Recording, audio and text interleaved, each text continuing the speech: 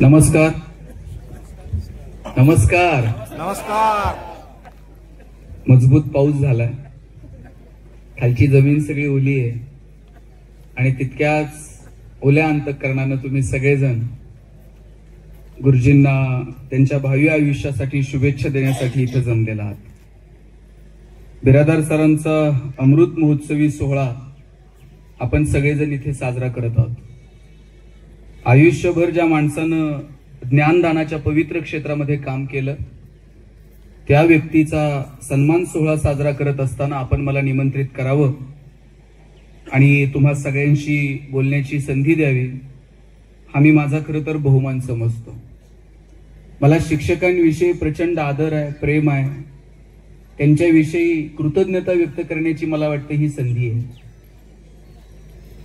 सरांनी ज्या पद्धतीनं काम केलं, मी आता अमरकडे जरा सुरुवातीला आल्याबरोबर गेलो तेव्हा ते मला सांगत होते की या गावामध्ये सर आले आणि दोघं नवरा बायको जेव्हा शिक्षक म्हणून काम करायला लागले त्यांनी कधी शाळेची वेळ चुकू दिली नाही. ठरलेल्या वेळेत ते बरोबर शाळेत उपस्थित असणार. हजारो विद्यार्थी त्यांनी घडवले, शिक्षक संघटनेमध्ये त्यांनी काम केलं आणि सगळ्यात महत्वाचं एक मोठं काम ते आज करतायत, जे खरं तर सगळ्यात अवघड काम आहे आणि ते म्हणजे लग्न जमवण्याचं. मला सांगितलं की हजारो बायोडाटा तुमच्याकडं, मला जर आधी माहित असतं तर मी आमच्याकडचे 2-4 घेऊन आलो असतो, कारण हल्ली सगळ्यात अवघड काम आहे. गावागावात तुम्ही बघा, मुलीच्या आई वडिलाला टेन्शन नाही तेवढं मुलाच्या आई बापाला हल्ली टेन्शन आहे. प्रत्येक गावात 30 ते 35 वयोगटातले किमान 5-50 पोरं बिन लग्नाची आहेत. म्हणजे आमच्याकडे तर एक जण आहे गुरुजी, 40 वय झाले, त्याचं लग्न जमेना आणि त्याला मित्र असले हुशार भेटले, त्यातल्या एकानं त्याला सांगितलं, म्हणलं टेन्शन घेऊ नको, मुलीकडचे बघायला आले ना पगार जरा वाढून सांगायचा म्हटलं. आता त्या मुलीच्या वडिलांनी विचारलं पगार किती, यानं जरा अंदाज घेऊन सांगायचं. हे म्हणताय 1.5 लाख. मुलीचे वडील म्हटले तुझ्याकडे बघून तर वाटत नाही 1.5 लाख असेल. हे म्हणताय नाही, तसा फिक्स 1.5 लाख आहे, कटिंग करून 8,000 हातात येतो म्हटलं. आपण किती दिवस फसवणार आहोत मला सांगा. लात मारील तिथून पाणी काढल अशी ताकद असली पाहिजे. लांबचं कशाला. मी मध्यंतरी न्यूज बघितली, सोलापूर जिल्ह्यातच लग्न जमत नाही म्हणून तरुण पोरांनी काहीतर कलेक्टर ऑफिसवर मोर्चा काढला होता. आता कलेक्टरला एवढंच काम आहे का यांचे लग्न जमवायचे? मला वाटतं ठराविक वयामध्ये आपण आपल्या अभ्यासाकडे लक्ष देत नाही, आपल्या करिअरकडे लक्ष देत नाही, शाळा कॉलेजकडे लक्ष देत नाही आणि मग एक वेळ अशी येते आयुष्यामध्ये की जिथे आपण व्यथित होऊन जातो आणि लग्नासारखी मोठी समस्या आवासून समोर उभी राहते. मला वाटतं बिरादार सरांनी रिटायरमेंट नंतर ज्या पद्धतीनं या महत्वाच्या आणि संवेदनशील विषयाला हात घातलाय त्यासाठी त्यांचं कौतुक करावं तितकं कमी आहे. आणि मला मगाशी ते सांगत होते, नुसतं लग्न जमवणं नाही, लग्न जमवणं एक वेळ सोपं आहे, पण त्याच्या पुढची एक गोष्ट असते ते लग्न टिकवणं. आणि ते जर टिकवायचं असेल तर मला वाटतं स्वतःच्या अंतर्मनात थोडंसं डोकावून बघितलं पाहिजे. आपण ते पत्रिका हल्ली बघितलं जातं किती गुण जुळतायत वगैरे वगैरे, ते किती गुण जुळतायत आणि ते लग्न झाल्यावर कळतं की ते पत्रिकेतले गुण आपले ऍक्च्युअल किती जुळतात. खरं तर गुण दोषासहित स्वीकारणं, दोष थोडेसे कमी करणं आणि गुणांचं कौतुक करणं हे ज्याला जमतं ना त्याला संसार सुखानं करता येतो. लग्न जमवताना सर काय बघितलं पाहिजे बरं? म्हणजे गुण पाहिले पाहिजेत का रूप बघितलं पाहिजे? दादा काय बघितलं पाहिजे? काय गुण बघितले. आणि हे कधी कळतं?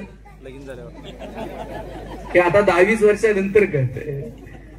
खर तर लग्न ही संकल्पना इतकी गोड आहे आणि आज दोघं जेव्हा इथं मस्त छान रुबाबात बसलेत, मी तुम्हाला सांगतो सर, तुम्ही खूप लग्न जमवले, तुमचा अनुभव, तुमचं वय, तुमचं ज्ञान माझ्यापेक्षा फार मोठं आहे, पण सुखी संसार जर करायचा असेल ना तर मी सगळ्या पुरुष मंडळींना सांगतो, तुम्हाला बायकोचं कौतुक करता आलं पाहिजे. आणि त्या बिचाऱ्या इतक्या भोळ्या आहेत, कौतुकाला काय त्यांना साडी बिडी घेऊन जा असलं काय नाही.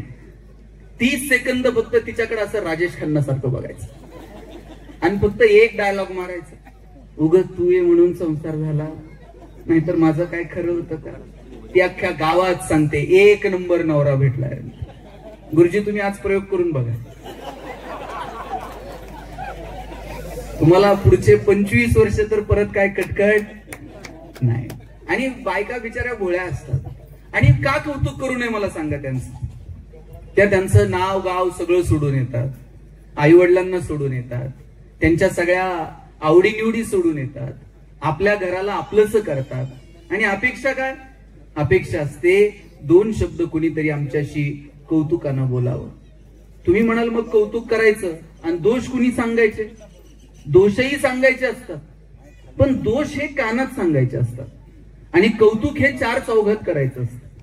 आपण उलट करतो, आपण कौतुक कानात करतो आणि दोष 4 चौघात सांगतो. म्हणजे मला सांगा, पाहुणे आल्यानंतर पोराला नाव ठेवून उपयोग आहे का? आपण पाहुणे आल्यावर सुरू करतो, ऐकतच नाही, फोनच घेऊन बसताय, जेवणात लक्ष नाही, अभ्यासाकडे लक्ष नाही. पाहुण्याच्या देखत त्या लेकराला नाव ठेवून उपयोग आहे का? ते पोरग कुणाचं आहे? मग पाहुणा म्हणणार आहे का फारच बावळट दिसतंय, मी घेऊन जातो आणि सुधरून परत आणून देतो? ते आपल्यालाच सुधारायचं. पोरग कितीही खोडकर असलं, तुम्ही पाहुण्याच्या देखत म्हणून बघा, दादा इतका हुशार आहे ना, दादा पाहुण्याच्याच पुढे पुस्तक घेऊन बसतंय का नाही बघा. आणि तुम्ही पाहुण्याच्या देखत म्हणून बघा, दादा बावळट आहे, दादा बाहेर जात आहे, पाहुण्याच्या बुटात पाणी ओततंय, लेसला लेस बांधतंय. मग तुमची इज्जत घालवायची एक संधी दादा सोडत नाही. कौतुक हे 4 चौघात करा आणि दोष जर सांगायचे असतील तर ते कानात सांगता येतील का? मला वाटतं याचा विचार करा. आयुष्य खूप सुंदर आहे आणि ते परत कधीच मिळणार नाहीये. आणि मुळात एक गोष्ट लक्षात घ्या, निसर्ग किती सुंदर वागलाय आपल्यासोबत. जन्माला येण्याचे संकेत भगवंत 9 महिने आधी देतो, जाण्याचे संकेत 9 मिनिट पण आधी मिळत नाही. कुणीतरी जन्माला येणार आहे हे 9 महिने आधी कळतं, पण आपल्यातनं कोणतर जाणार आहे हे 9 मिनिट पण आधी कळत नाही. जन्माला येण्याचे संकेत जसं 9 महिने आधी मिळतात, तसे जाण्याचे संकेत जर 9 महिने आधी आले असते तर 9 महिने आधी जर साहेब आपल्याला पत्र आलं असतं, हा तुमचं आटपल्यावर का, हिशोब करून घ्या, काय परिस्थिती झाली असती माणसाची. पत्र आल्याबरोबर निम्मे तर टेन्शनच गेले असते. पण देव किती सुंदर वागलाय, निसर्ग किती सुंदर वागलाय आपल्यासोबत. येण्याचे संकेत मिळतात, जाण्याचे मिळत नाहीत. निसर्गाचा दुसरा नियम आहे, येतानाही काही घेऊन यायचं नाही आणि जातानाही काही घेऊन जायचं नाही. जाताना समजा काही घेऊन जायची सुविधा असती तर आपण सोयीनं गेलो असतो का? नाही, आपण आपलं तर नेलंच असतं, पण अजून कुणाचं काही घेऊन जाता येईल का? माणसानं याचाही विचार केला असता. येताना काही घेऊन यायचं नाही, जाताना काही घेऊन जायचं नाही. येण्याचे संकेत मिळतील, जाण्याचे मिळणार नाहीत. सगळं अनप्रेडिक्टेबल आहे. तुम्ही बघा, 2-3 महिन्यापूर्वीचा प्रसंग, 242 प्रवासी विमानातून लंडनला निघाले होते. लंडनच्या एअरपोर्टवर कोणतरी स्वागतासाठी पाठी घेऊन उभं असेल. स्वागताची पाठी घेऊन उभा असणाऱ्या माणसाला माहित होतं का, ज्याच्या नावाची पाठी घेऊन आपण उभे आहोत तो इथे येणारच नाही? रे, त्या विमानात बसल्यानंतर फोन केला असेल कुणाला तर एक मेसेज केला असेल, सेल्फी काढून कुणाला तर पाठवला असेल, खिडकीतनं काहीतरी शूटिंग घेतलं असेल. माहित नाही की हा आता शेवटचा प्रवास आहे. सगळं अनप्रेडिक्टेबल आहे. आणि मग कशाचा अहंकार करायचा, कशाचा द्वेष, कशाची ईर्ष्या? हा द्वेष, हा अहंकार, ही ईर्ष्या थोडस बाजूला ठेवून, मुळात माणूस आनंददायी प्राणी आहे. पण ही नको ती मळकट इतकी माणसाच्या मनावरती साठत गेली आणि मूळ प्रवृत्तीपासून आपण कधी दूर गेलो आपल्यालाच कळलं नाही. मुळात माणसाची आनंदी असणं ही प्रवृत्ती आहे, पण नको त्या गोष्टी इतक्या साचत गेल्या की मूळ प्रवृत्तीपासून माणूस कधी दूर निघून गेला, मग आपल्यालाच कळालं नाही. आपण आनंदी असलं पाहिजे, छोट्या गोष्टींचा आनंद घेतला पाहिजे. तुम्ही या जुन्या बायकांना विचारा, वर्षात कधीतरी साडी मिळायची हो, आणि नवऱ्यानं दिवाळीला कधी वर्षाकाठी साडी आणली, काय आनंद असायचा. शेजारच्या बाईला दाखव, हिला दाखव, तिला दाखव. आणि आणल्यानंतर काय लगेच बाई नेसत होती का? नवी साडी जर नवऱ्यानं आणली तर ती आधी जावलं म्हणायची, बाई तुम्ही आधी घडी मोडा, मोठ्या जावानं घडी मोडायची आणि मग हिनं नेसायची. आता तरुण पोरींना घडी मोड हा शब्द तर माहित आहे का? आणि नवऱ्यानं साडी आणल्यावर आपण कुणाला घडी मोडायला देतो? लगेच नेसायची, लगेच सेल्फी आणि लगेच स्टेटस. आणि दिवसभर बघायचा, कुणी कुणी बघितलंय, कुणी कुणी बघितलंय, कुणी कुणी बघितलंय. आपला आनंदही आपला राहिलेला नाही आणि आपलं दुःखही आपलं राहिलेलं नाही. एक साडी मिळायची, आता एका साडीचा नंबर वर्षभर लागत नाही, पण तरी सुद्धा त्याचं कौतुक नाही. साधनं इतकी वाढत गेली आणि त्यातून आनंद कुठे हुरपळून गेला हे मात्र कळलं नाही. साधनांनी माणसाचं आयुष्य सोपं होईल, सुलभ होईल, पण सुखी होईलच याची खात्री मात्र देता येत नाही. साधनांनी माणसाचं आयुष्य सोपं होतं, पण सुखी होईलच हे मात्र ठरवता येत नाही. साधनं ही वापरण्यासाठी असतात आणि माणसं ही जपण्यासाठी असतात.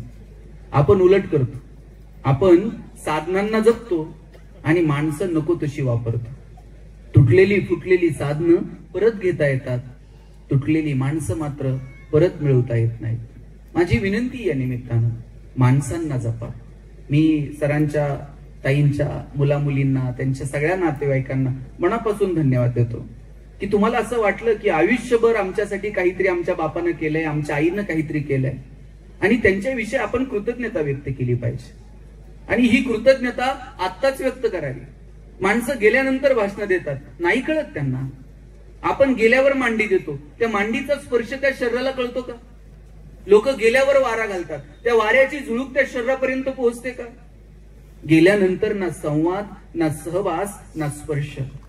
माणसं जोपर्यंत जिवंत आहेत तोपर्यंत त्यांच्याशी बोला, त्यांच्याविषयी कधीतरी कृतज्ञता व्यक्त करा. आईला कधीतरी म्हणून तर बघा, आई तू जन्म दिला आणि म्हणून जग बघायला मिळालं. वडिलांना कधी म्हणून तर बघा, बाबा तुम्ही लहानाचं मोठं केलं म्हणून इथपर्यंत आलो. मला तरुण पोरांना विचारायचं, आठवून बघा बरं किती दिवस झालेत. ज्या आईच्या पोटात आपण 9 महिने होतो तिला शिवून किती दिवस झालेत. जिच्या श्वासातून आपण श्वास घेतलाय तिच्या हाताला हात लागून किती दिवस झाले. कित्येकांना आठवत पण नाही. आपण तिच्या पोटात होतो 9 महिने, तिच्या हाताला हात लागलेलं पण आठवत नाहीये. ज्या बापानं बोटाला धरून चालायला शिकवलं त्या वडिलांच्या पायाला हात लागून किती दिवस झालेत, आठवत पण नाही. आम्ही कमालीचे बिझी आहोत, आम्हाला वेळ नाहीये. किती बिझी आहोत. परवा तर एक जण मला म्हटला, मी इतका बिझी आहे मला श्वास घ्यायला वेळ नाही. म्हणलं सोडून दे, श्वास घ्यायला वेळ नाही. मला सांगा, आज इतकी लोक तुम्ही सगळेजण एकत्र जमलात, किती दिवसांनी एकमेकांच्या गाठीभेटी झाल्या. हल्ली गाठीभेटी कधी होतात? सुखदुःखांच्या कार्यक्रमांमध्ये. मग आज तुम्ही एकमेकांना भेटणार, कितीतरी दिवसांनी तुमच्या गप्पा होणार. निमित्त आहे एकमेकांना भेटायचं. विनाकारण असं 4 दिवस गेलात कोणाकडे तर आणि मुक्कामी थांबलात, असं झालंय का? आणि तुम्ही बघा, वयानुसार आपले प्रश्न, आपले संवाद बदलत जातात.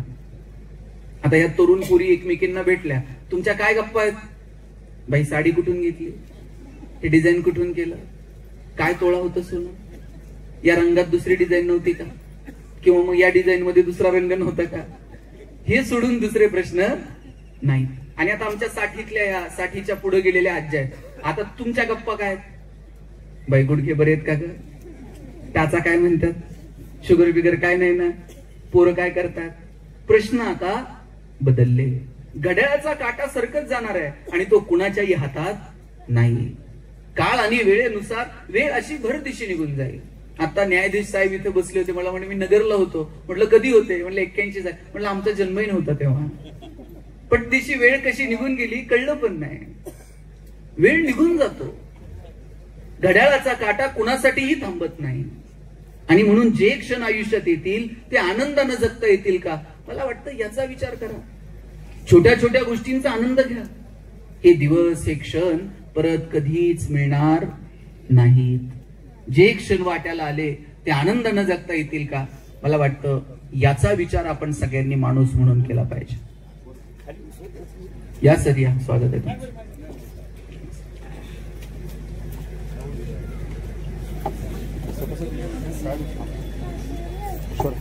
मी सांगत होतो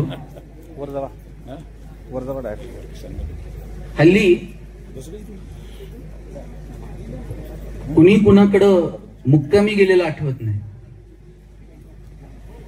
आमच्या वडिलांची आत्या आमच्याकडे मुक्कामी यायची आणि ती जर मुक्कामी आली ना, सगळं घर रात्रभर गप्पा मारत बसायचं. आत्या जर 2 दिवस थांबली आणि तिसऱ्या दिवशी जायला निघाली ना, सगळं घर तिला एसटीला वाटा लावायला जायचं. आत्या नुसती एसटीत बसली आणि तिनं खिडकीतनं हात केला ना, येते, तिनं येते म्हणायला उशीर. सोडवायला आलेल्या लोकांचे डोळे पाणावत होते. एवढी माणसं भावनिक होती. साहेब, आता लोक अंतिम विधीला जातात, प्रेत जळत असतं, निम्मे लोक मोबाईल मध्ये खेळत असतात. कधी उरकतोय कोणाच ठाऊक नव्हतं. आम्हाला पुढे जायचं असतं, कुठेतरी निघायचं असतं, आमचं लक्षही नसतं. लक्षात घ्या, आपल्या सगळ्यांच्या आयुष्यात एक कार्यक्रम असा येणार आहे की आपल्याच कार्यक्रमात आपण गैरहजर असणार आहोत. कार्यक्रम आपला असेल पण त्यात आपली उपस्थिती नसेल. म्हणून जिथे सहभागी व्हायचं तिथे मनापासून एकमेकांच्या सुखदुःखात सहभागी व्हा, एकमेकांशी बोला. ही शेवटची पिढी आहे की ज्यांच्याकडे काही मोजकी नाती शिल्लक आहे. आपल्याकडे एक म्हण होती, आई मरो आणि मावशी उरो. इतकं त्या मावशीचं प्रेम होतं. बरं, लोक वडिलांकडे हट्ट करत नव्हती, तेवढं चुलत्याकडे करायची. वडिलांना म्हणायला जरा घाबरायची, मग चुलत्याला म्हणायचं, काका जरा हे घेऊन द्या, नाना जरा ते आणून द्या. चुलत्यानं पुतण्याचे हट्ट पूर्ण करायचे. 4 भाऊ जर असतील आणि त्यातला कारभारी कोण हे जर शोधायचं असेल ना, ज्याची चप्पल फाटलेली, समजायचं हे घरात कारभारी आहे. त्यांना आधी भावांच्या पायाकडे बघायचं आणि मग स्वतःची चप्पल शिवायची. जो त्याग करतो, जो स्वतःचं न बघता इतर भावांचं बघतो, इतर कुटुंबाचं बघतो, तो घरात कारभारी असायचा.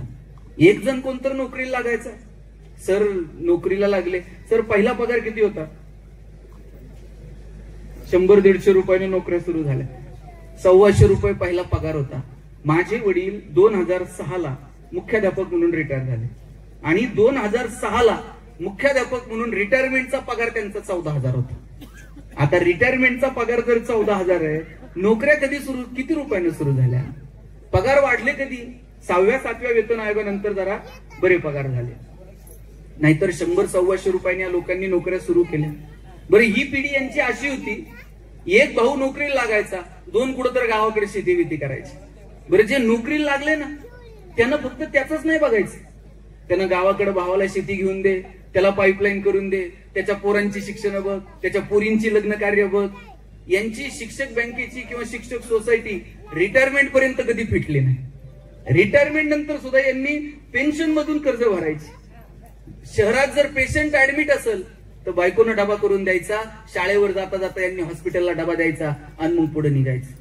पैसे नव्हते पण ही माणसं जबाबदाऱ्या स्वीकारायला तयार होती. आता आमच्यावर जबाबदाऱ्या काय?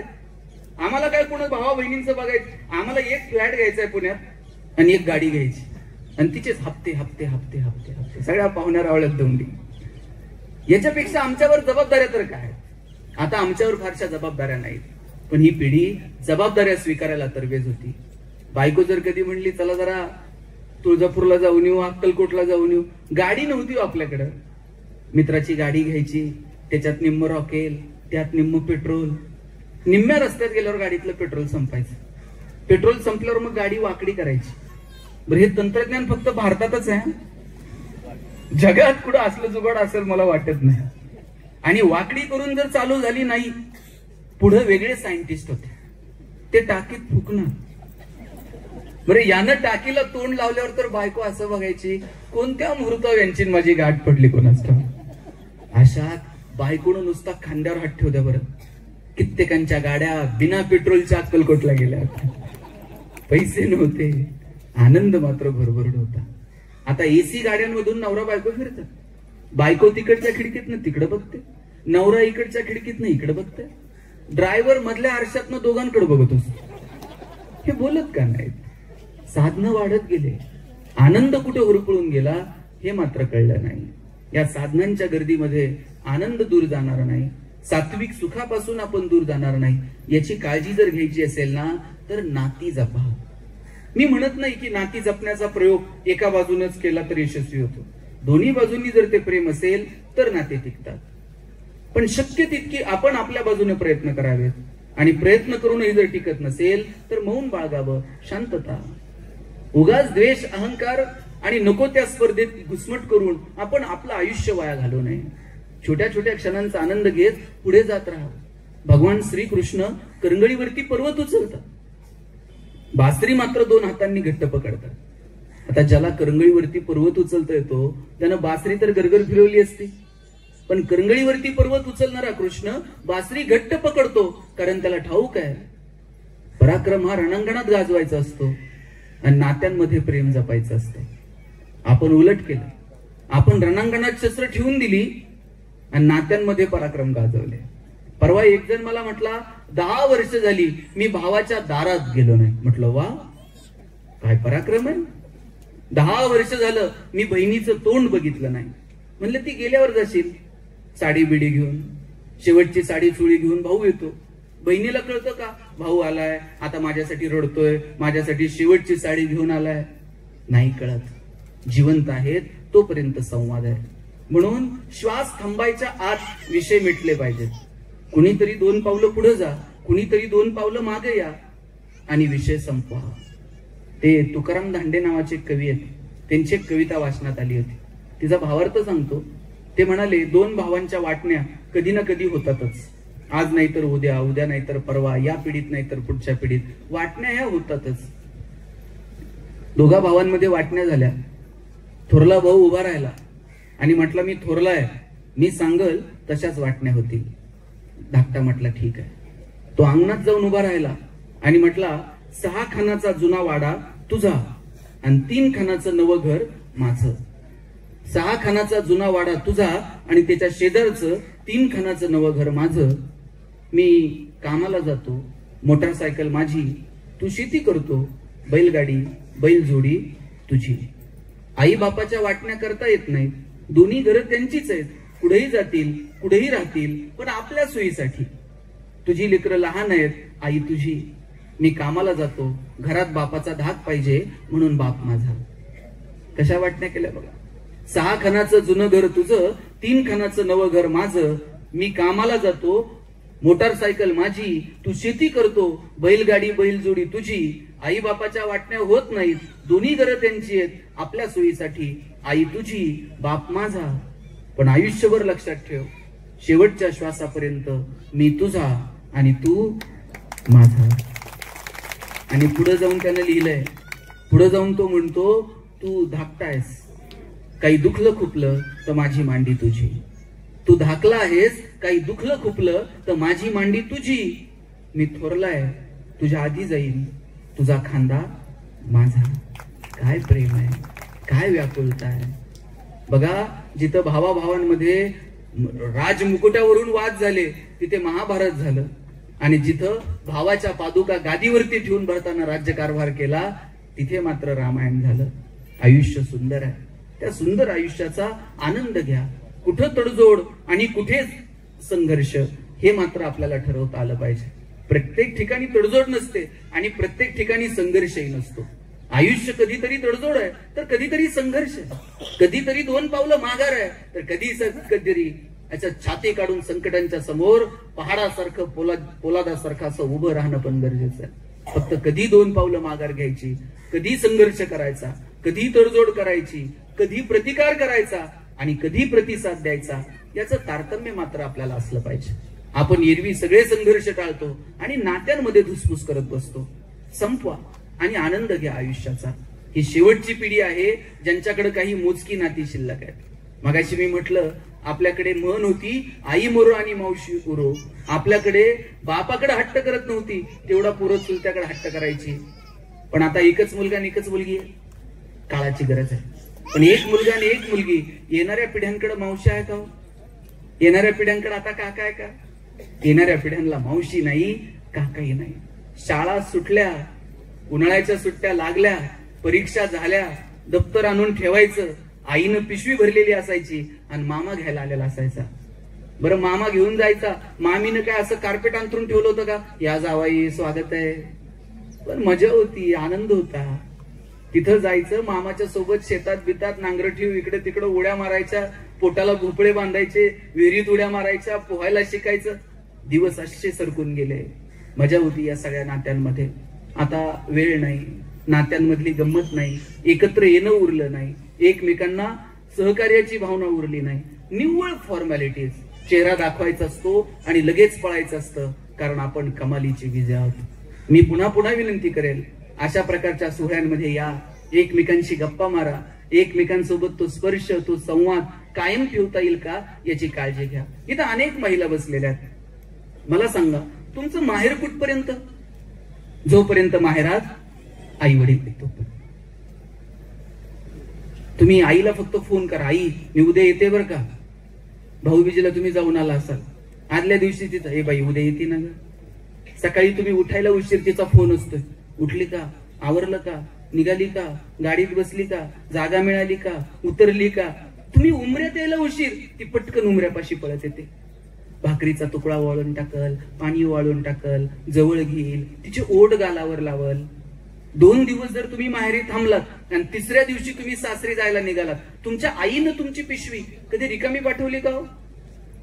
शेंगा घेऊन जा, वांगे घेऊन जा, दूध घेऊन जा, भाजी घेऊन जा, पापड करून ठेवलेत, लोणचं घालून ठेवलंय, कुरड्या करून ठेवल्यात, वडे तोडून ठेवलेत.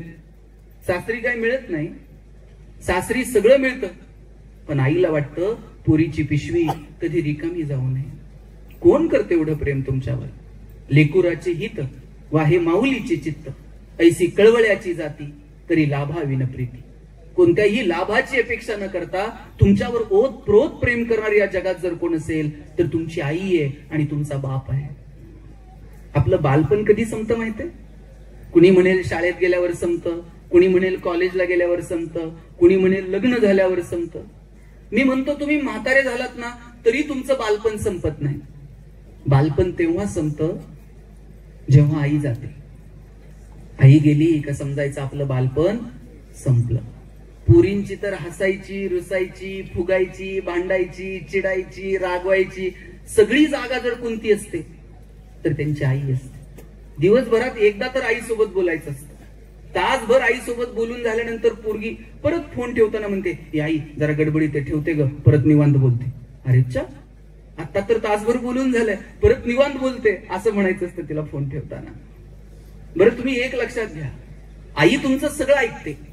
कधीतरी आईचं एक वाक्य तुम्ही कान देऊन ऐकलं पाहिजे. कधीतरी नकळत आई म्हणते, बाई आम्ही आहोत ना तोपर्यंत येत चला. ज्या दिवशी आई असं म्हणेल आम्ही आहोत तोपर्यंत येत चला, तेव्हा हातातली कामं बाजूला ठेवा आणि भेटून घ्या.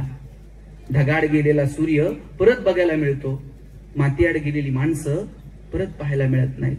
माणसं आहेत तोपर्यंत जपा, आहेत तोपर्यंत त्यांच्याशी स्पर्श ठेवा, आहेत तोपर्यंत त्यांच्याशी संवाद ठेवा. आईच्या सुरकुटलेल्या हाताला कधीतरी हात लावून बघा. बापांच्या भेगा पडलेल्या टाचांना कधीतरी स्पर्श करून बघा. त्यांच्या तळव्यावरती, त्यांच्या पायावरती कधीतरी डोकं टेकून बघा. मजा या स्पर्शामध्ये. हे स्पर्श नंतर कधीच सापडत नाहीत. ज्यांच्याकडे ही माणसं आहेत त्यांनी त्यांना जपा. आणि मला तरुण पोरांना विचारायचं, मला एक सांगा, तुमच्या प्रगतीमध्ये आनंद मानणारी किती माणसं या जगात येतो? तुमची खूप प्रगती झाली आणि आनंद झालाय अशी किती लोक आहेत आजूबाजूला? मोजकी लोक आहेत. त्यात एक तुमची आई आहे आणि एक तुमचा बाप आहे.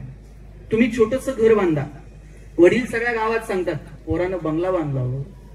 तुम्ही छोटीशी गाडी घ्या, वडील सगळ्यांना सांगतात आम्ही सायकलवर फिरलो, गाडी नव्हती, पोरानं गाडी घेतली परवा. आणि तुम्ही 50 लाखाची गाडी घ्या, सगळ्या गावात पेढे वाटा, 4 जण तर तुम्हाला म्हणणार हप्ते भरा नाही तर फायनान्स वाले घेऊन जाते. तुमच्या आनंदामध्ये आनंद मानणारी मोजकी माणसं या जगात आहेत. त्यात एक आई आहे आणि एक वडील आहेत. इथं तरुण मुली बसलेल्या आहेत आणि वडील पण आहेत. माझा दावा आहे बरं का, वडिलांचं जेवढं प्रेम मुलावर असतं ना त्याच्यात थोडं तरी जास्त प्रेम मुलीवर असतं. मला तुमच्यात भांडण नाही लावायची, पण जे खरंय ते खरंय. आम्ही पोरांनी जर वडिलांना काही मागितलं, वडील म्हणणार 2 दिवस थांब, पगार होऊ दे, मग बघू. पुरीनं काय मागू द्या बरं. बापाला असं वाटतं कधी निवून देईल आणि कधी नाही. बापाला माहित असतं 4 दिवस चिमणीसारखी थुई नाचल आणि एक दिवशी भुरकन उडून जाईल. जोपर्यंत आपल्या घरात आहे तोपर्यंत तिचे सगळे हट्ट पुरवायचे हे वडिलांनी ठरवून घेतलेलं असतं. ज्या दिवशी मुलगी जन्माला येते ना त्या दिवशी वडिलांच्या मनात 2 विचार चमकून जातात. एक मुलीचं शिक्षण आणि दुसरं मुलीचं लग्न. एक एक रुपया बाप तिच्यासाठी बाजूला काढून ठेवत असतो. स्वतः फाटलेली तुटलेली चप्पल घालत, पोरीला मात्र शाळेत जायला चांगले शूज घेऊन देईल. वडील सायकलवर कामाला जातील, पोरीला मात्र कॉलेजला जायला गाडी घेऊन देतील, बसचा पास काढून देतील, हॉस्टेलची फी भरतील. बाप फाटलेलं बनियान घालल, पोरीला मात्र चांगला ड्रेस घेऊन देईल. 10 मिनिट जर मुलीला कॉलेजवरून यायला उशीर झाला ना, 10 मिनिटात बाप 10 वेळा आईला विचारतो, कुठपर्यंत आली बघ, जरा फोन कर. बरं, वडील थेट मुलीला फोन पण लावत नाहीत, त्या आईला म्हणतात कुठपर्यंत आली बघ, जरा फोन कर. बाप मुलीसोबत थोडस अंतर ठेवून असतो, पण त्याचं विशेष प्रेम असतं. पुरीच्या लग्नात बाप असा फेटाबिटा घालून मिरवत असतो. दिवसभर बापाची मान उंच असते. कन्यादान झालं ना, मग वडील मान खाली घालतात, जावायच्या हातात हात देतात आणि सांगतात, तळ हाताच्या फोडासारखी जपली, सांभाळून घ्या. दिवसभर बापाच्या डोळ्यात थेंब येत नाही. पोरीची गाडी एकदा निघून गेली ना, खांबाच्या पलीकडे जाऊन एकटाच रडतो तो बाप असतो. कुठून आणायची ही नाती? किती गोडवा आहे, काय प्रेम आहे या नात्यांमध्ये.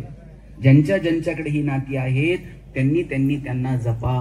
आयुष्याचं सोनं करा, परत आयुष्य नाही. जीवनाच्या चित्रपटाला रिटेक नाही, जीवनाच्या गाण्याला वन्स मोर नाही. तुम्हाला वाटलं थोडस मागं जावं, जाता येणार नाही. वाटलं थोडस पुढे ढकलावं आयुष्य, ढकलता येणार नाही. जे क्षण वाट्याला आले ते आनंदानं जगायचे आणि पुढे चालत राहायचं. माहित नाही आपल्याला आपण किती दिवस आहोत. या माईकवर दादा आतापर्यंत किती जण बोलले असतील? झोपले ते, झोपू द्या, हे आपलं नशीब आहे. कुणाला झोप लागते का? आमच्याकडे तर एक जण कोट्या दिचे, त्याला झोपच लागत नाही, त्याची तुमची गाठ घालून देतो.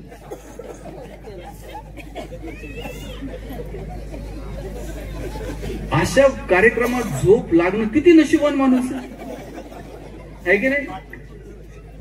भाषण सुंदर आहे का? खर तर माहित आहे, हे काहींकडे कोट्यावधी रुपये पण झोप येत. आमच्याकडे एक जण आहे, सगळे डॉक्टर झाले, झोपच येत नाही त्याला. एकदा डॉक्टरकडे गेला, म्हणला काही करा झोप आली पाहिजे. डॉक्टर म्हणल्या 2 गोळ्या घे, तुला झोप येत जाईल. म्हणला या गोळ्या खाऊन दमलो, आता झोप लागत नाही. ते रस्त्यानं चालला होता, एक महाराज दिसले. महाराजांकडे गेला, म्हणला महाराज काही करा पण झोप लागेल असं काहीतरी सांगा. महाराज म्हणले बाबा ही डॉक्टरची काम आहेत, हे आमच्याकडे काय नाही. म्हणलं पण काहीतरी उपाय सांगा. महाराज म्हणले एक काम कर, ज्याला झोप लागते असा माणूस शोध आणि त्याचा शर्ट घालून झोप, तुला झोप येईल. तिथून उठला आणि डॉक्टरकडे गेला. डॉक्टरला म्हटला झोप येत नाही, तुमच्या गोळ्यांचा काय प्रभाव नाही, तुम्ही एक काम करा, मला तुमचा शर्ट मला द्या. डॉक्टर म्हणले शर्ट कशाला? म्हणले ते महाराजांनी सांगितलंय ज्याला झोप येते त्याचा शर्ट घालून झोपायचं. डॉक्टर म्हणले तुला कुणी सांगितलं मला झोप येते म्हणून? 6 महिने झाले हॉस्पिटल टाकलंय, कर्ज काढलंय, बँकेचा हप्ता जाईना. हप्ता जवळ आल्यावर गरज नसताना पेशंट ऍडमिट करावं लागतंय, गरज नसताना सलाईन लावावं लागतंय. त्यात म्हणले ते मेहुण्याला मेडिकल, ते मेहुण्यालाच द्यावं लागतंय हल्ली मेडिकल, अलिखित नियम आहे. ते म्हणले आमच्यात वाद, मलाही झोप नाही. ते म्हणले एक काम कर, दोघं मिळून शोधू कुणाला झोप लागते. दोघं मिळून एका इंजिनियरकडे गेले. म्हणले तुमचं कसं? 6 महिने पालिकेत बिल अडकलं, मलाही झोप नाही.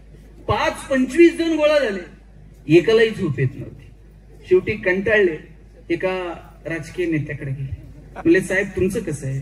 आमचं म्हणले सांगता येत नाही. आता कधी स्थानिक स्वराज्य संस्था लागताय, काय लागताय, काय होतंय, आमच्याही डोळ्याला डोळा नाही. म्हणले साहेब तुमच्या नेतृत्वाखाली शोधू कोणाला झोप लागते. 25 जण गोळा झाले, एकालाही झोप लागेल. शेवटी दमले, एका शेताच्या बांधावर जाऊन बसले. एक शेतकरी नांगरत होता, नुसतंच धोतर गुंडाळलेलं, अंगात शर्ट नाही, घामाघूम झालेला. नांगरून झालं, बैल आंब्याला लिहून बांधली, पळत पळत गेला, विहिरीत उडी मारली, अर्धा पाऊण तास पोहला, बाहेर आला, अंग पुसलं, बायकोनं दिलेलं गाठोडं सोडलं, 2 भाकरी दुधात चुरल्या, तोंडी लावायला मोठा खरडा. जेवण झालं, पायातली चप्पल उशाला घेतली आणि 1 मिनिटात घोरायला लागला. हे 25 जण म्हणले सापडला की ज्याला झोप लागली. त्या 25 जणांनी त्याला असं गदा गदा हलवून उठवलं. म्हणले साहेब रोज अशीच झोप लागती. शेतकरी म्हणला असंच शेड्यूल आहे आपलं. संध्याकाळी जाताना वजभर गवत कापून न्यायचं, जनावराला खाऊ घालायचं, पाणी पाजायचं, धारा काढायच्या, रात्री 2 भाकरी चुरल्या, सकाळी कोंबडा आरवायला उशीर, चालला म्हणले कामा. हे 25 जण म्हणले आमच्यावर एक उपकार करतात. म्हणले का? आम्हाला 25 जणांना तुमचा एक एक शर्ट देतो. शेतकरी म्हणला 25 जणांना मी एक एक? माझ्याकडे नुसता एक असता असा उघडा नांगरीत बसलो असतो का? सकाळी शर्ट अवताला गुतला, आता तो संध्याकाळी शिवायचा, उद्या पुन्हा तोच घालायचा. देव कसा वागलाय बघा. ज्याच्याकडे ढिगानं शर्ट आहेत त्याला रात्रीची झोप नाही. ज्याच्याकडे एक शर्ट नाही ते 1 मिनिटात घोरतात. सुख आनंद या गोष्टी निवळ साधनांवरती अवलंबून नाहीत. याचा अर्थ मी असं म्हणत नाही तुम्ही पैसे कमवू नका, साधनांची निर्मिती करू नका. जरूर जेवढे पैसे कमवता येतील तेवढे कमवा, परंतु निवळ साधनांमध्ये सुख नाही हे मात्र आपण समजून घेतलं पाहिजे. आपल्या शेजारी भूतानसारखा देश आहे ज्यानं समाधानाचा निर्देशांक जाहीर केला आणि सगळ्या जगानं डोळे विस्फारले. भूतान सांगत होतं आमच्याकडे चमचमीत रस्ते नाहीत, चकचकीत मॉल नाहीत, पण तुमच्या तुलनेत आम्ही जगात सगळ्यात समाधानी आहोत. एक दिवस तर असा येईल की आपल्याला आपल्या सगळ्यांची प्रगती समाधानाच्या पातळीवरती मोजावी लागेल. आपण समाधानी आहोत का? आपल्याला टिपकागदासारखा छोट्या छोट्या गोष्टींमधला आनंद शोधता येतो का? ते ठरवता आलं पाहिजे. आता मुंबईला मध्यंतरी एक भिकारी रस्त्याच्या कडेला मरून पडला होता. त्याच्या पाठीमागे त्यांचा अंत्यविधी करायला पण कोण नव्हतं. कॉर्पोरेशनच्या लोकांनी विधी केला. त्याची झोपडी काढून टाकली. झोपडीमध्ये मोठा खड्डा होता. त्या खड्ड्यात 7-8 पोते होते. त्याच्यावर काय काय अंथरलेलं, तळवड बिळवट, गोधड्या चटाया, आणि त्याच्यावर ते रोज झोपायचा. आणि तो खड्डा उकरला, ती पोती बाहेर काढली, 7-8 पोते भरून पैसे होते.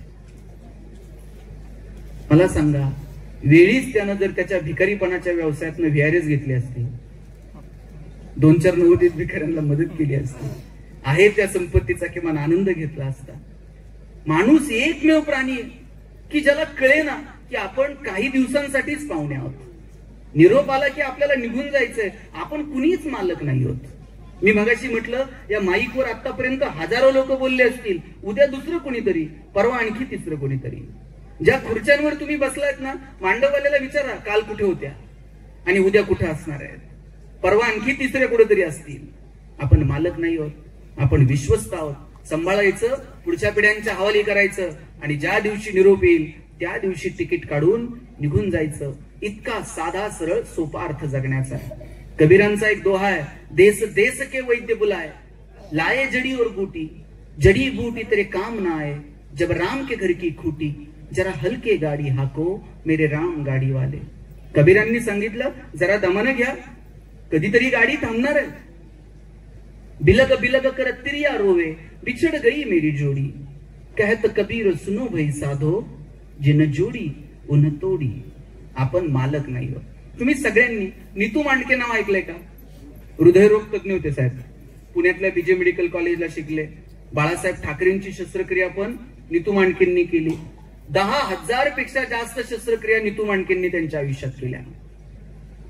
एक दिवशी प्रवासात असताना नीतू मांडके अलका मांडकेंना अलका मांडके भूल तज्ञ आणि हे हृदयरोग तज्ञ. एक दिवशी प्रवासात असताना नीतू मांडके म्हटले, अलका मी एवढ्या शस्त्रक्रिया केल्या, कधी मलाच अटॅक आला तर? कोणत्या बाईला बरं वाटतं का नवऱ्यानं असं बोललेलं? पटकन तोंडावर हात ठेवला. नीतू असं अभद्र बोलू नये. नीतू मांडके म्हटले, अरे पुस्तकात लिहिलंय का डॉक्टरला अटॅक येत नाही? येऊ शकतो. अलका मांडके म्हटलं तूच सांग मग काय करायचं. नीतू मांडके म्हटले, अँजिओप्लास्टी जर करावी लागली अमुक अमुक स्टेन वापर, बायपास जर करावं लागलं अमुक अमुक तज्ञाला बोलव, हृदय जर ट्रान्सप्लांट करावं लागलं तुर्तास इथे करू नको, आणि हो ऑपरेशन कुणाला करायचंय ते करू दे, पण अलका भूल मात्र तूच द्या. नीतू मांडकेंनी लिहिलं, अलका मांडकेंनी लिहिलंय, मला माझ्या आयुष्यात सुद्धा वाटलं नव्हतं हसत हसत मारलेल्या गप्पा कधीतरी फिरून माझ्याकडे येतील. एक दिवशी प्रवासात असताना छातीत चमक आली.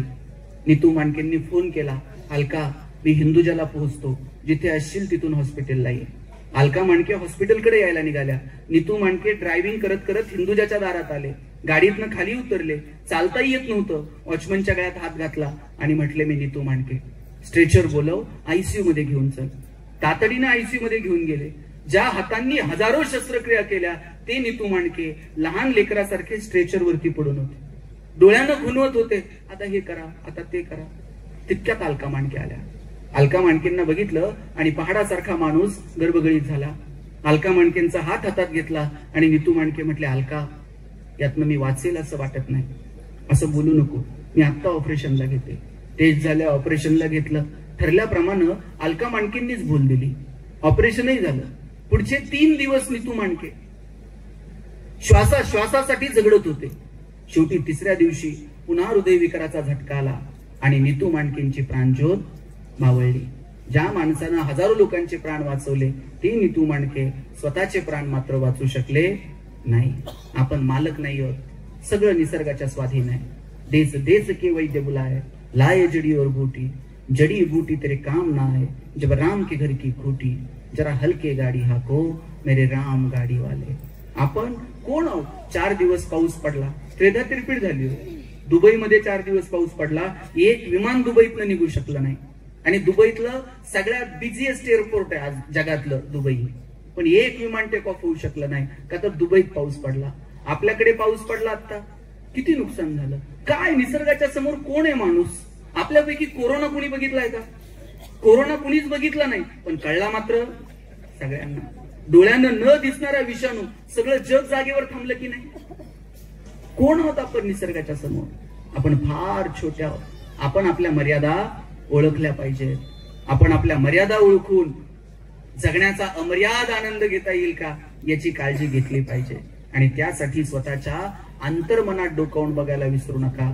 मुळात आपली प्रवृत्ती आनंदी आहे, तिच्यापासून दूर जाऊ. किती लोकांना आनंदी राहायचंय? हात वर करा बरं. सगळ्यांना नाही, किती जणांना? ज्याला ज्याला आनंदी राहायचंय त्यांना हात वर करा. आणि ज्याला कमी राहायचंय ना त्यांना असे हात करायचे. चला, हात वर करायचं ज्याला ज्याला आनंदी राहायचंय त्यांनी. साहेबांनी केलंय पहिल्यांदा. चला, सगळ्यांनी हात खाली घ्या. आता मी दुसरा प्रश्न विचारतो, तुम्हाला आनंदी राहायचंय की तुम्ही आनंदी आहात हे जगाला दाखवायचंय? खरं मग ते फार सोपं आहे. आनंदी राहणं सोपं आहे, खर्च दाखवायला आहे. लाखो रुपये खर्च करून लोक परदेशात जातात. तिथं जाऊन काहीच बघत नाही. त्याच्या डोक्यात एकच असतं, फोटो काढतंय, स्टेटस ठेवतंय. त्याला तिथं बघण्यात इंटरेस्ट नाहीये. आपण कुठे आहोत हे जगानं बघितलं पाहिजे. आणि मी काय म्हणतो, मोबाईल आहे, स्टेटस ठेवता येतं, ठेवलंच पाहिजे. पण खरं दुःख कधी माहिती? ज्याच्यासाठी स्टेटस ठेवलं त्यानं जर बघितलं नाही ना, इतकं दुःख होतंय. असं वाटतंय ट्रिपचे सगळे पैसे व्हायला लागले. ताई मला सांगा, तुम्ही बाजारात गेलात आणि तुमचे 100 रुपये हरवले, किती वाईट वाटतं? 8 दिवस तर करमत नाही. गल्लीतल्या सगळ्या बायका गोळा करायच्या आणि त्यांना चहा पाजून सांगायचं, बाई बाजारात गेलते, 100 पडले, कसे साठवले होते माझं मला माहित. परवा शर्ट धुताना त्यांच्या खिशात 50 सापडले होते. असं करून करून कुठे आता 100 झालते. बरं, एवढं म्हणून थांबत नाही. पुढं म्हणणार, कोणाला सापडले असले तर सापडू, त्याला पचायचेच नाही. केवढं टेन्शन आहे. बरं, हे टेन्शन फार वेळ नाही. त्यातल्या एखाद्या मैत्रिणीने फक्त म्हणलं पाहिजे, बाई तुझे तर 100 गेले, परवा माझे 500 पडले ग. हिला इतकं बरं वाटतंय ना, आपले तर 100 गेले, जाऊ दे, हिचे 500 गेले. आपला आनंदही आपला राहिलेला नाही आणि आपलं दुःखही आपलं राहिलं नाही. खरं तर आनंदही आपला आहे आणि दुःखही आपलं आहे. येईल त्या क्षणांचा आनंद घ्यायला शिका. सरांच्या अमृत महोत्सवाच्या निमित्तानं त्यांना शुभेच्छा देताना मी सुरुवातीलाच म्हटलं, मला त्यांचं विशेष कौतुक याच्यासाठी आहे. मी आपला जास्त वेळ घेत नाही, पण त्यांचं विशेष कौतुक याच्यासाठी आहे की त्यांनी आयुष्यभर ज्ञानदानाच्या क्षेत्रात काम केलं आणि शासनाच्या नियमानुसार वयाच्या 58व्या वर्षी रिटायर झाले. पण त्यांनी त्यांचं काम, सामाजिक काम आज तागायत त्यांनी ते कायम ठेवलंय. तुम्ही इथं जे जे शिक्षक मंडळी आहेत ना, त्यांनी पु ल देशपांडेंनी लिहिलेलं चितळे मास्तर नावाचं प्रकरण तुम्ही वाचलं पाहिजे. त्यांनी लिहिलंय, चितळे मास्तर वर्गात शिकवायला जाताना चप्पल बाहेर काढायचे आणि मग वर्गात जायचे. आणि मास्तरांची सवय होती, दुसऱ्या वर्गात निघाले का चप्पल बहुतेक वेळा मागच्याच वर्गात विसरून जायची. मग एखादा पोरगा चप्पल उचलायचा आणि गुरुजींच्या माग दुसऱ्या वर्गात घेऊन जायचा. मास्तर म्हणायचे, भरतानं रामाच्या पादुका 14 वर्ष सांभाळल्या, तुला माझ्या अर्धा तास तिथं ठेवता आल्या नाही, आला माझ्या माग घेऊन. मास्तरांची चप्पल विसरण्याची सवय कायम होती. रिटायरमेंट नंतर त्यांनी ठरवलं होतं की आपण शाळेमध्ये एक सांस्कृतिक भवन उभं करायचं. मग माजी विद्यार्थ्यांना भेटायचे, त्यांच्याकडनं मदत घ्यायचे आणि शाळेमध्ये एक सांस्कृतिक भवन उभं करायचं होतं. एका विद्यार्थ्याला भेटण्यासाठी ते मुंबईला गेले. विद्यार्थ्याशी गप्पा टप्पा झाल्या, जुन्या आठवणींना उजाळा निघाला. विद्यार्थ्यांना मदतही गुरुजींच्या हाती स्वाधीन केली. आणि मास्तर जेव्हा जायला निघाले, तो विद्यार्थी वरच्या मजल्यावरनं मोटार गाडीपर्यंत मास्तरांना सोडवायला आला. मास्तर आता गाडीत बसणार, विद्यार्थ्याचं लक्ष मास्तरांच्या पायाकडे गेलं आणि लक्षात आलं नेहमीच्या सवयीप्रमाणे मास्तर चपला मात्र वरच्या मजल्यावर तशीच विसरून आले. तो म्हटला, काय मास्तर, चपला पुन्हा विसरला? थांबा, आता पळत पळत जातो आणि चपला घेऊन येतो.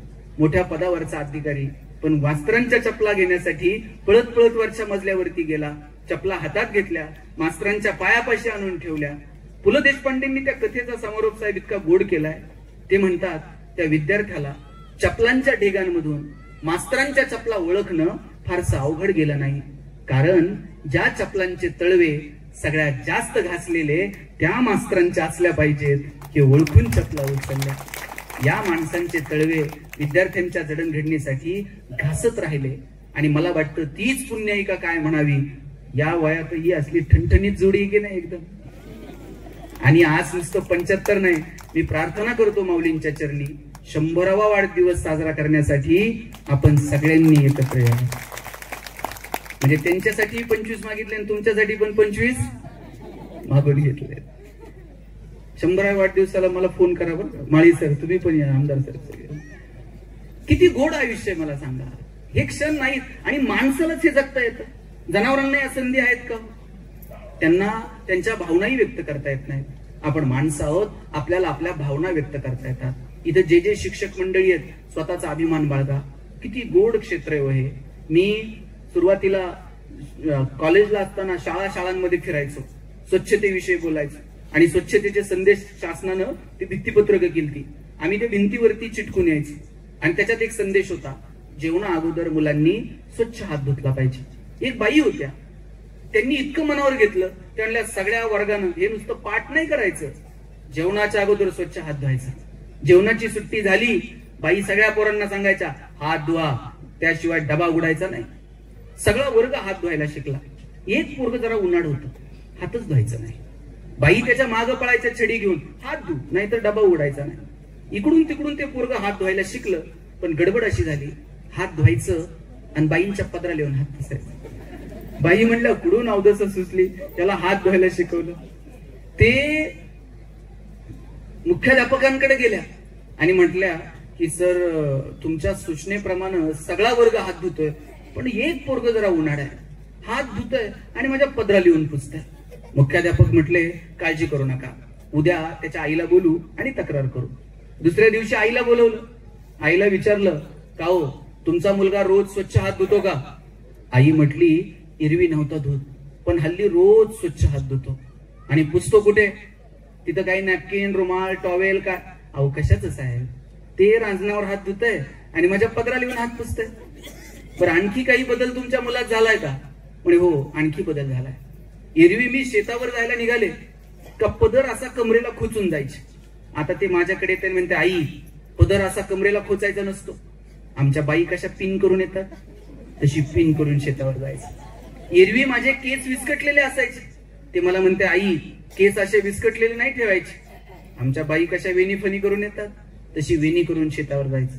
ते मुख्याध्यापक त्या बाईंना म्हटले, बाई तुम्ही किती नशीबवान आहात, हे पोरग घरी गेल्यानंतर त्याच्या आईमध्ये त्याच्या बाईंना बघतं आणि शाळेत आल्यानंतर त्याच्या बाईंमध्ये त्याच्या आईला बघतं. याच्यापेक्षा काय पवित्र असू शकतो? साहेब ब्लॅकबोर्ड होते, नंतर ग्रीन बोर्ड आले, नंतर व्हाईट बोर्ड आले, आता स्मार्ट बोर्ड आले, डिजिटल बोर्ड आले.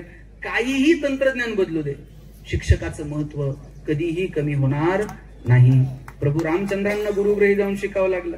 भगवान श्रीकृष्णाला सुद्धा सांदीपनींच्या आश्रमात जाऊन शिकावं लागलं. आणि म्हणून आयुष्यभर शिक्षणाच्या ज्ञानदानाच्या क्षेत्रामध्ये आपण पवित्र काम करत राहिलात. ती लेकरांचे आशीर्वाद, कितीतरी विद्यार्थी तुमच्या हातून घडले असतील, त्या लेकरांच्या आई वडिलांचे आशीर्वाद, ती पुण्याई सदैव शिक्षकाच्या पाठीशी कायम असते. म्हणून शिक्षक असल्याचा आपण सगळ्यांनी अभिमान बाळगावा, सुंदर आयुष्याचा मनापासून आनंद घ्यावा. आणि जाताना इतकंच सांगतो, आयुष्य परत नाही. जे क्षण आले त्या आनंदानं जगा. तुमच्या दारात बाग फुलून आली, उंजळवर पाणी फुलं, बाग जर फुलून आली त्यातली 2 फुलं इतरांना द्या. सूर जर जुळून आले 2 गाणी इतरांसाठी गा. तुमच्या दारात आभाळ भरून आलं, उंजळवर पाणी इतरांना द्या. आणि तुमची उंची जर आभाळाला टेकली, अशाच माना वर करून बघू नका, थोडस खाली झुका. जी माणसं मातीत मिसळतात त्यांना थोडस अलगद वरती उचलून घेता येईल का, याच्यासाठी प्रयत्न करा. आयुष्य परत नाही. क्षणाक्षणाचा आनंद घ्या. टिप कागदासारखे ते आनंदाचे क्षण शोषून घ्या. आणि मगाशी मी म्हटलं, आमचा आनंद इतरांच्या क्रियेप्रतिक्रियेवरती अवलंबून आहे, हे थोडस बाजूला ठेवा. आनंद, सुख ही अंतर्मनाची कॅरेक्टरिस्टिक आहे. ज्ञानोबरायांना सांगावं वाटलं, किंबहुना सोय जीव आत्मयाचे लाहे, तेथ जे होय तया नाम सुख. माऊलींनी सांगितलं, आत्म्याशी जे संबंधित आहे त्याला सुख म्हणावं. पण आमचा आनंद आता तुलनेमध्ये मावळायला लागलाय. आमच्या शेजारी एक जणानं 2-4 कोटी रुपये खर्च करून साहेब बंगला बांधलाय. इतका सुंदर बंगला आहे, जाता येता कुणी त्या बंगल्याकडे बघत राहावं. आणि ज्यांनी बांधलाय ते काका असे दारातच बसलेले असतात. बऱ्याच वेळा ते मला हटकतात, चहा पाजतात आणि किमान 10 मिनिटं तर बंगल्याचं सांगतात. कलर कसा वाटला, टाईल्स कशा वाटल्या, कर्टन कसे आहेत. बरं, त्यानं कष्टानं बांधलंय, त्याला कौतुक आहे. आपल्याला ऐकायला अडचण आहे का? बरं, उलट मी तर म्हणतो ऐकावं आणि आपणही 2 शब्द कौतुक करावं. काका काय सुंदर बंगला बांधलाय. पण काही माणसं असली खोडीची असतात, त्यांना कौतुक तर सुचत नाही पण त्याचं ऐकणार नाही. उलट जाताना त्याच्या डोक्यात काहीतरी भोंगा घालून देणार. ते त्याचं काहीच ऐकत नाही. उलट त्याला जाताना म्हणणार, साहेब ते सगळं ठीक आहे बरं का, पण ते किचनची दिशा जरा मला उलटी पलटी वाटते. याला 8 दिवस करमत नाही. किचन वाटा तोडू का उमरा काढू का काय करू त्याच. काका आज मला भेटले, अर्धा तास मी गप्पा मारल्या, पण काका बंगल्याचं काहीच बोलले नाही. मी जाताना म्हटलं, काका आज तुम्ही बंगल्याचं काहीच बोलत नाही, झालं काय? ते म्हटले, आता बंगल्यात राहिलंय काय? म्हटलं असं कसं, काल बांगला असा दिसतो, त्या 2-4 वस्तू तर नव्या दिसतात आणि तुम्ही म्हणताय बंगल्यात काहीच राहिलं नाही. ते म्हणले, बंगल्यात काय उरलं नाही रे. म्हटलं झालं काय? ते म्हणले, आपल्या शेजारच्यानं याच्यापेक्षा मोठा बांधला रे. म्हटले, आता आपल्या बंगल्यात राहिलंय काय? आपला आनंद हा तुलनेत विरून गेला. कशाची तुलना करता? आपण सगळे एकमेकांपेक्षा वेगळे आहोत. सचिन तेंडुलकर सारखा षटकार ऐश्वर्या रायला मारता येईल का? ऐश्वर्या राय सारखा ठुमका लता दिदींना देता आला असता का? लता दिदींसारखं गाणं अशोक सराफला म्हणता येतंय का? तुम्ही म्हटले भाषण कर, मी 2 तास बोलेल, पण तुम्ही जर म्हणले जाता जाता एखादी कुस्ती करून जा, आपल्याच्यानं जाणार. जगात आपण सगळे वेगळे आहोत. ते वेगळेपणाचा आनंद घ्या आणि मस्त आयुष्य जगा.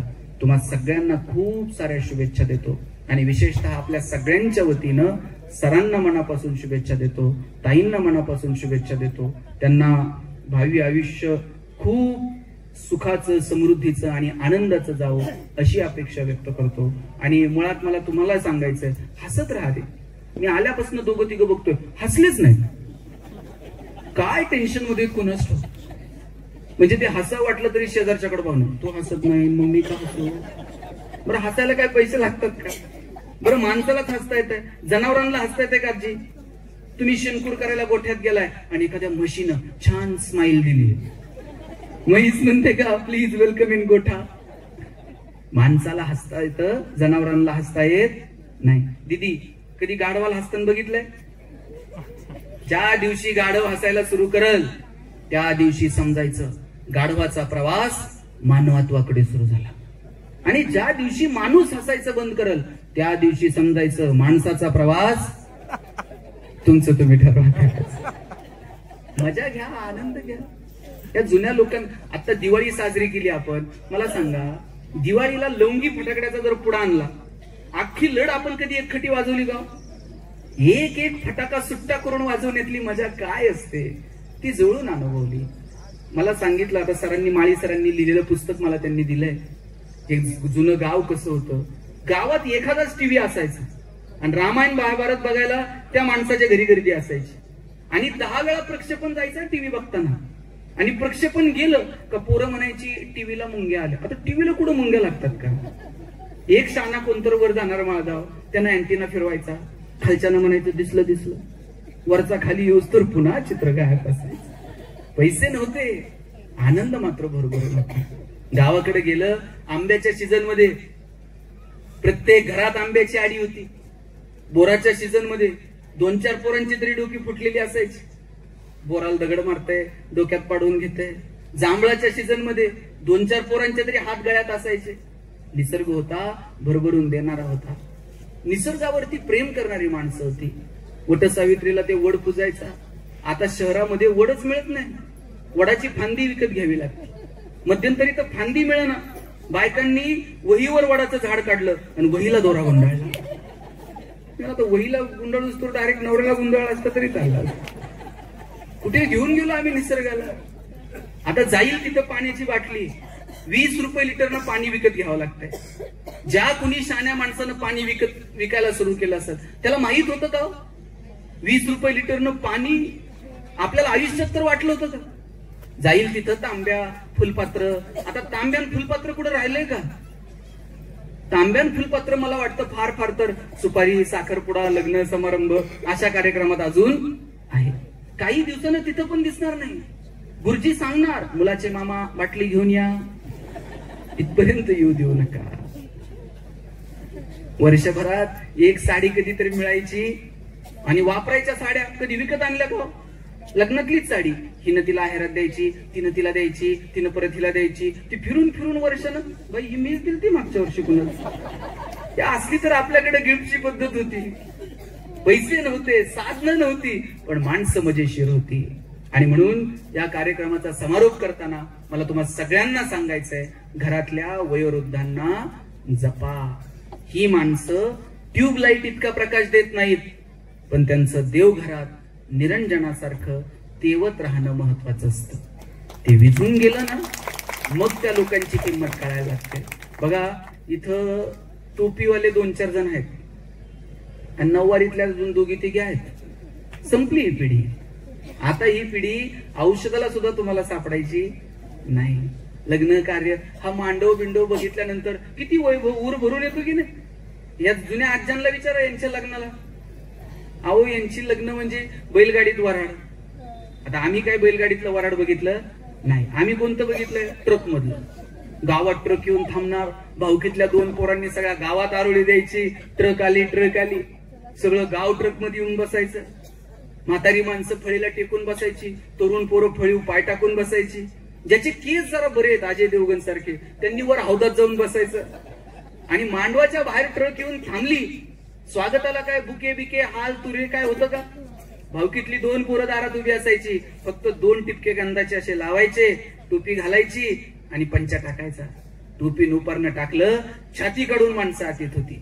लहान पोरांनी अक्षता साठवून ठेवायच्या, टाकायच्याच नाहीत शेवटच्या मंगलाष्टकापर्यंत.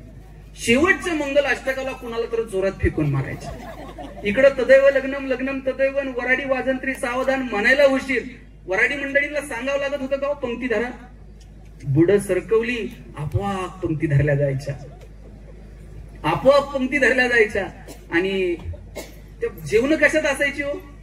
पंतरवाळ्यांमध्ये. त्या निम्म्या फाटलेल्या असायच्या. ओळखीचा जर वाढपी असला तर ते एका लेख लावून 2 पंतरवाळ्या द्यायच्या. आणि मग मधीच कोणतर मीठ टाकून जाणार. मीठ बाजूला घेऊन तर पुरीवाला येणार. भाजीची वाट बघत द्रोण असा पुढे धरायचा. भाजी बिजी सगळं येऊ द्या, लक्ष असायचं बुंदीवाला पुढे. ते पुढच्या रांगेत असला तर इकडून हाक मारायची, इकडे.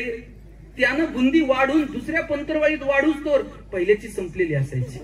त्यानं अशी मूठ उचलायची, बुंदी तोंडात ओतायची, टोपी खाली पडायची आणि भाताच्या आळ्यात कोणतर वरण ओतून निघून जायचं. पैसे नव्हते, आनंद मात्र भरभरून होता. नवरी वाट्या लावायला निघाली, नवरी तर रडायचीच, पण तिच्या कलवऱ्या का रडायच्या मला अजून समजलेलं नाही. आणि त्यांनी सगळ्यांच्या पाया पडायचं. मग थोड्या मोठ्यांनी, म्हाताऱ्या माणसांनी, म्हाताऱ्या बायकांनी पिशवीत हात घालायचा. ₹5 ₹10 तिच्या हातात टेकवायचे. म्हाताऱ्या माणसांनी त्या नवरदेव नवरीला ₹5-10 द्यायचे. घरी गेल्यानंतर नवरदेवानं नवरीचे सगळे पैसे काढून घ्यायचे. बघू किती झालेत, मला जरा मोजू दे. आणि इकडे कोणतर आहेराला माईक घेऊन उभा असायचं. माईक वरती आहेर पुकारले जायचे. याचे ₹2, त्याचे ₹5, 11 आणि 21 देणारा तो एवढा मोठा वाटायचा. काय मजा होती या सगळ्या गोष्टींमध्ये. पैसे नव्हते, माणसं आनंदी होती, खुश असायची माणसं. मला वाटतं तो आनंद पुन्हा एकदा आपल्याला आयुष्यात निर्माण करता येईल का, याची काळजी आपण सगळ्यांनी घ्यावी.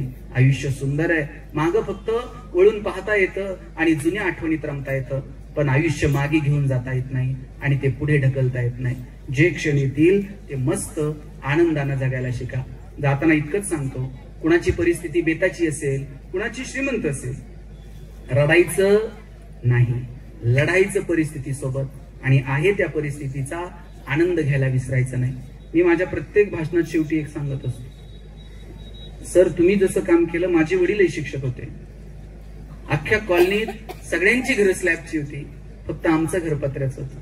मी माझ्या आईला म्हणायचो, आई सगळ्यांची घरं स्लॅबची, आपलंच पत्र्याचं का?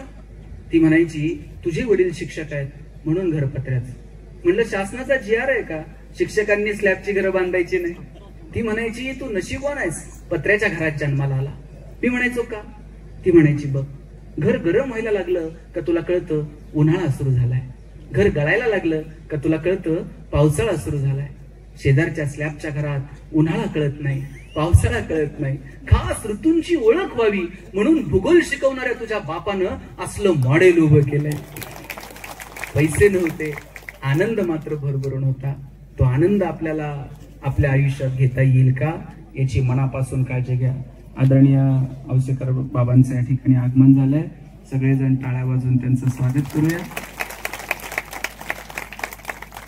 आपण मला इथं बोलवलं आणि हा संवाद साधण्याची संधी उपलब्ध करून दिली, त्याबद्दल तुम्हा सगळ्यांचे मनापासून आभार मानतो आणि थांबतो. जय हिंद, जय महाराष्ट्र. धन्यवाद सर, खूप छान. अगदी आपल्या विचारानं आमच्या जगण्याचा दृष्टिकोन बदलून गेला. आम्ही आपल्याला ऐकायला आतुर होतो. आपण आपल्या वाणीतून आम्हाला मंत्रमुग्ध केलं. सगळ्यांच्या वतीनं मी आपलं ऋण व्यक्त करतो. व्यासपीठावर